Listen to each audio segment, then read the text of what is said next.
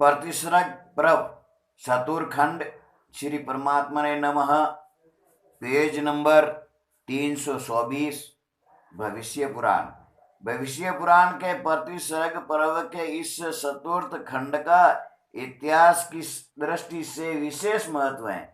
इसमें मुख्य रूप से सतयुग, त्रेता, द्वापर तथा विशेष रूप से कलयुग के चारों चरणों का इतिहास, राजवंश, युग धर्म निरूपित हैं। साथ ही अनेक आचार्यों, संतों, भक्त, कवियों तथा पूरी भारती आदि साधुओं के पूर्व जन्मों का इतिवृत्त भी संग्रहित हुआ है। इन्हें प्राय द्वादश आदित्यों, एकादश रुद्रों, अष्ट वसुओं तथा अश्विनी दव्य का अवतार बतलाया गया है। चैतन्य महाप्रभु की महिमा का इसमें विशेष निरूपण हुआ है। सो जगन्नाथ जी में उनके लय होने की बात भी आई है।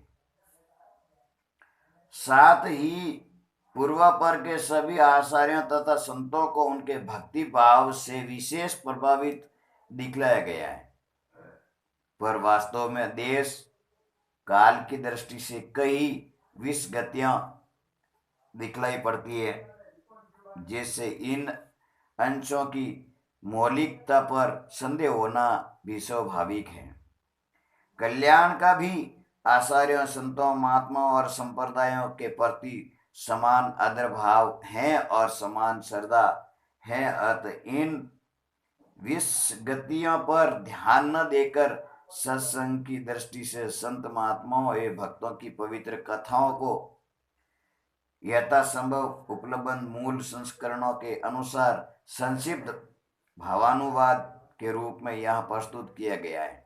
संपादक कलयुग में उत्पन्न आंध्रवंशीय राजाओं के वंश वृक्ष का वर्णन है। श्री गणेश जी को नमस्कार है। श्री राधा वल्लभ की जय हो। नैमिषारण्यवासी ऋषियों ने कहा, सूत जी महाराज, हम लोगों ने आपके द्वारा कहे गए कृष्णांश उदय सिंह के चरित्र को सुना। अब आप अग्निवंश में उत्पन्न हुए राजाओं परमर, सह, यानी तथा परिहार आदि के राजवंश को वंशों का वर्णन करें। जब भगवान हरि त्रियोगी कहे जाते हैं तो वे कलयुग में किस प्रकार अवतरित हुए, ऐसे इसे भी आप बतलाइए। सूजी बोले, मुनि श्रेष्ठ, आप लोगों ने बहुत ही उत्तम प्रश्न किया है। अग्निवंश के राजाओं के शरीर को मैं कह रहा हूं, आप लोग सुनिए। दक्षिण दिशा में अंबा द्वारा रचित दिव्य अंबावती नाम की पुरी में परमर नाम का एक राजा हुआ। वह राजा सामवेदी था। महाबली उस राजा ने अंबावती में 100 वर्षों तक राज्य किया। परमर का पुत्र मोहम्मद हुआ। उसने 3 वर्षों तक राज्य किया। और इसका पुत्र हुआ देवापी। उसने भी पिता के समान राज्य किया। और उसका पुत्र देवदूत हुआ। देवदूत ने भी अपने पिता के समान ही राज्य किया। देवदूत का महाबलशाली गंधर्व सेन नामक पुत्र हुआ। गंधर्व सेन 50 वर्षों तक राज्य करने के पश्चात तपस्या करने के लिए वन में चला गया। कुछ समय के बाद शिव के आशीर्वाद से उसे विक्रम नाम का पुत्र हुआ। महाराज विक्रम ने 100 वर्ष तक राज्य किया और उसका पुत्र हुआ देवभक्त। देवभक्त ने 10 वर्षों तक राज्य किया और वह दुष्ट शंकों द्वारा मारा गया। देवभक्त का पुत्र हुआ शालिवाहन। उसने शंकों को जीतकर 60 वर्ष तक राज्य किया। अंतर वह दिवगत हो गया। उसका पुत्र शालिहोत्र हुआ और शालिहोत्र ने 50 वर्ष तक राज्य किया। उसका पुत्र शालिवर्धन राजा हुआ। उसने पिता के समान राज्य किया। उसको शक्त हंता नाम का पुत्र प्राप्त हुआ। उसका पुत्र सोहोत्र हुआ और उसका पुत्र हुआ अभियोरथ। उसने भी पिता के समान 50 वर्ष तक राज्य किया और उनका पुत्र इंद्रपाल हुआ। इंद्रपाल ने इंद्रावती इंदौर नाम की पूरी बसाई बनाकर उसमें राज्य किया।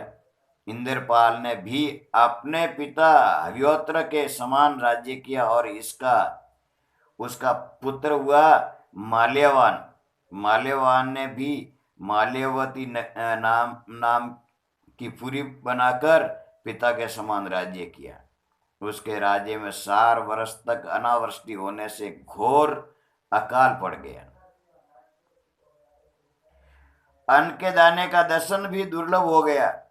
प्रजा के साथ साथ राजा भी भूख प्यास से व्याकुल हो गया। अनावृष्टि दूर करने के लिए राजा ने भगवान सालग्राम की शरण ली। राजा के पास निवेदित करने के लिए कुछ भी न था। एक स्थान पर पड़े हुए अनाज के दानों को राजा ने बीन लिया और जिस किसी तरह उन्हें धोकर पवित्र कर उन्हीं से पूजा आदि की। उसकी श्रद्धा भक्ति से संतुष्ट होकर भगवान ने आकाशवाणी द्वारा कहा, राजन, आज से तुम्हारे वंशजों के उत्तम राज्यों में पृथ्वी पर कभी भी अनावृष्टि का भय नहीं होगा। माल्यवान का पुत्र शंकर भक्त शंभुदत्त हुआ और उसका पुत्र भौमराज हुआ। भौमराज का पुत्र वत्सराज हुआ, उसका पुत्र हुआ भोजराज। भोजराज का पुत्र शंभुदत्त हुआ, उसने 40 वर्ष तक राज्य किया। शंभुदत्त का पुत्र विदुपाल हुआ। विदुपाल ने विदुखंड नामक राष्ट्र का निर्माण कर सुखपूर्वक राज्य किया।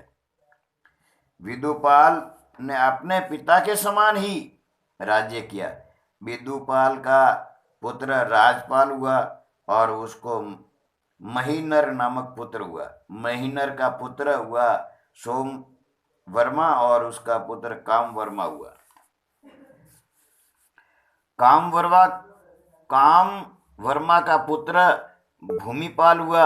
उसने एक तालाब खुदवाया और उसके किनारे एक सुंदर नगर का निर्माण कराया।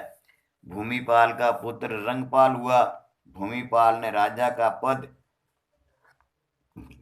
प्राप्त कर अनेक राजाओं पर विजय प्राप्त की और इस पृथ्वी पर वह वीर सिंह के नाम से विख्यात हुआ। अपने राज्य पर अपने पुत्र रंगपाल का अभिषेक कर वह तपस्या करने वन में चला गया। राजाओं में उत्तम रंगपाल को कलप सिंह नाम का पुत्र हुआ। कलप सिंह के कोई संतान नहीं थी नहीं हुई। एक बार